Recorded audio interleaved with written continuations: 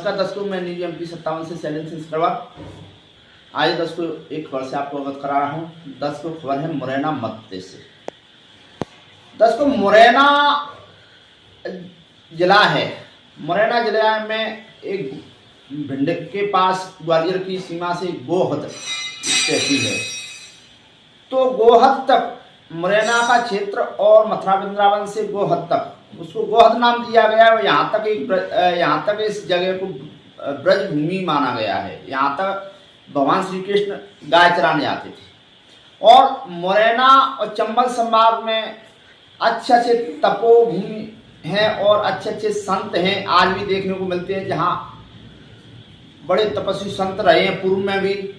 इन्हीं में से एक स्थान है मुरैना के ग्राम पंचायत खाड़ोली के पास साला जगह है, थाना देवगढ़ लगता है। मुरैना से करीब 20 किलोमीटर दूरी पर साला पर करीब आज से जो साला के स्थान है करीब 400 से 500 वर्ष पूर्व की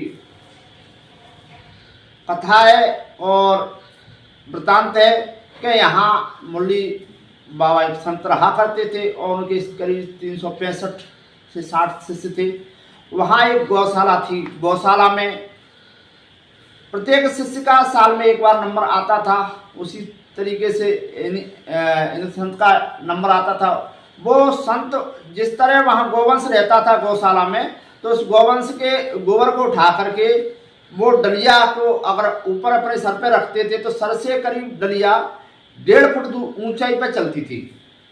और उनकी इतनी तपस्या थी कि मतलब डलिया उनके सर पे नहीं रहती थी, सर से करीब 1.5 फुट ऊपर रहती थी। और वहाँ एक सिद्ध स्थान है। वाकई में अगर आप जाओगे तो आपको बड़ी ही शांति मिलेगी और वो काफ़ी समय से वीरान पड़ा हुआ है। वहाँ एक गोसाई परिवार ने वहाँ एक कब्जा नुमा कर लिया है और मंदिर से लगी हुई जमीन पर भी वहाँ के कुछ आसपास के लोगों ने कब्जा कर लिया है। तो इस बात पर आसपास के संत समाज में काफ़ी रोष देखने को मिला, जिसके बाद संत समाज ने आज शौरी से बर्रण गांव तक के सिकरवारी से लेकर के सभी सर्व समाज को एकत्र करके और मंदिर के जीर्णोद्धार के लिए एक प्रस्ताव रखा और उन्होंने चर्चा की कि ये आपका बड़ा पुराना और सिद्ध स्थल है, यहाँ का ये इतिहास है, आप इसका जीर्णोद्धार करें सब लोग। और आप सबका ये कर्तव्य बनता है। इस पर मीडिया से हम भी गए और काफ़ी शौरी से बर्रण तक सर्व समाज के लोग आए और वहाँ उस मंदिर के जीर्णोद्धार के लिए कार्य किया गया। दर्शकों वहाँ जो गोसाई परिवार रहता था वो जमीन का इस्तेमाल कर रहा था, जमीन से अपना गुजारा बसर कर रहा था और जमीन का अनाज खा रहा था। पर उस पर श्री राम सीता जी लक्ष्मण जी का जो मंदिर था, उनकी मूर्ति थी, उनके लिए पोशाक भी नहीं वो पूजा पा रहा था। मंदिर की काफ़ी बुरी दुर्दशा और मंदिर के आसपास मंदिर के प्रांगण में भैंस और पशु बंधे हुए थे और काफ़ी गंदगी थी, जिस पर काफ़ी संत लोगों में काफ़ी रोष देखने को मिला। आइए दिखाते हैं मुरैना के ग्राम पंचायत खाड़ोली के साला स्थान।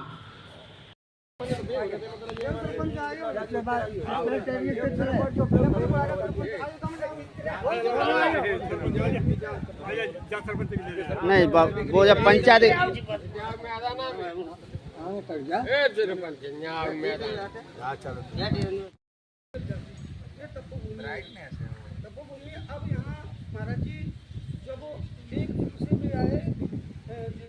भव्य मंदिर बनने में हमें 10 से 15 दिन में टाइम नहीं लगेगा, क्योंकि ये वो तपोभूमि है कि एक से एक दिग्गज संत यहाँ तपे थे, जिन्होंने इस चंबल पे सेनाओं को पार करा दिया। भरी चंबल पे भी ऐसी तपोभूमि थी जहाँ महाराज जी हमारे जो हुआ करते थे वो ऊपर जो है गोबर का छप्पर चलता था और नीचे महाराज जी अपने तपस्या चलते थे, वो खोद देते अड्डा, वहीं पानी पिला देते थे। इस तरह की तपेश्वरी हुई है। चूँकि ये चंबल वैसे तो रामेश्वरम पाली से लेकर पचनेल तक विश्व के अंदर में देखा जाए तो ये बहुत बड़ी यज्ञ भूमि है। यहाँ शांतुन से लेकर के और अपने तुलसी प्राप हमारे पे जो पीपल का पेड़ जो था प्राचीन था, जहाँ पे चित्र विचित्र को यहाँ पे दोनों ने मानसिक जो ताप था उन्होंने उल्टे होकर के वो किया। भूमि है ये वो तपोभूमि है, वो ऋषि भूमि है कि जिसकी आय दुर्दशा क्या है। इस मंदिर से कई बीघा जमीन भी थी और संत शिरोमणि इस क्षेत्र में बहुत बलशाली, वैभवशाली, बहुत तपस्वी, राजेश्वरी तक रहे थे।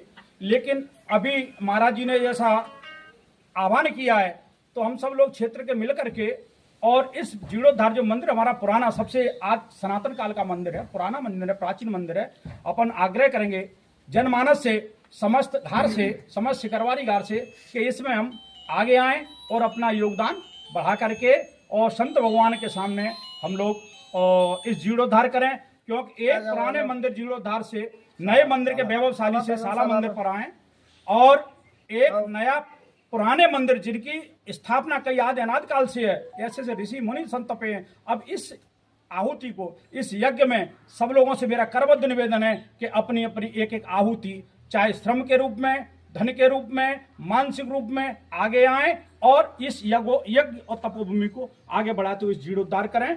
मेरा समस्त पुनः क्षेत्रवासियों से यही निवेदन है। जय श्री राम, जय श्री राम, जय श्री राम, जय श्री राम।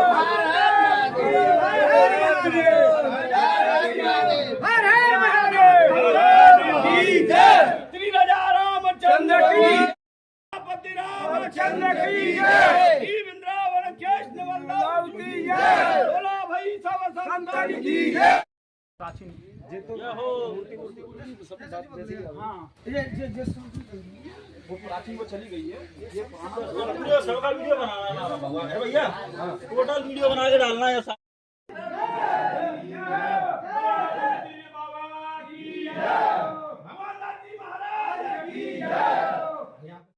मंदिर पे एक गोसाई परिवार रहता है, जबकि गोसाई परिवार हिंदू समाज से बिलोंग करते हैं और ये पुराने समय से मंदिरों पे पूजा करते रहे।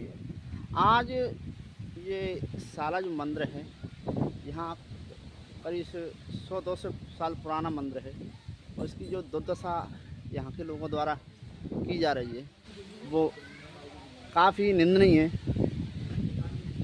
यहाँ मंदिर की भी काफ़ी दुर्दशा की गई है। इस दुर्दशा को देख करके कहीं ना कहीं संत समाज में और एक सिकरवारी के लोगों में एक रोष पैदा हुआ है। इस मंदिर की जो स्थिति है, इसमें यहाँ के जो लोग रहते हैं पुजारी, वो कभी पूजा नहीं करते हैं, मंदिर का कहीं जीर्णोद्धार नहीं करते हैं। जबकि बताया जाता है इस मंदिर में करीब 100 से 200 बीघा ज़मीन भी लगी है। फिर भी स्थिति ये है कि इस मंदिर पर सुबह शाम दिया धरना हो या अगरबत्ती लगाना हो, वो कहीं ना कहीं बंद रहता है। इस मंदिर के नाम पर एक गौशाला भी बनी हुई है, जिसमें शासन द्वारा भी काफ़ी पैसा खर्च किया गया है और सूत्रों द्वारा बताया गया है कि इस गौशाला के अंदर कोई गौवंश नहीं है और शासन के अनुदान से गौवंश के लिए भूसा चारा आता रहता है।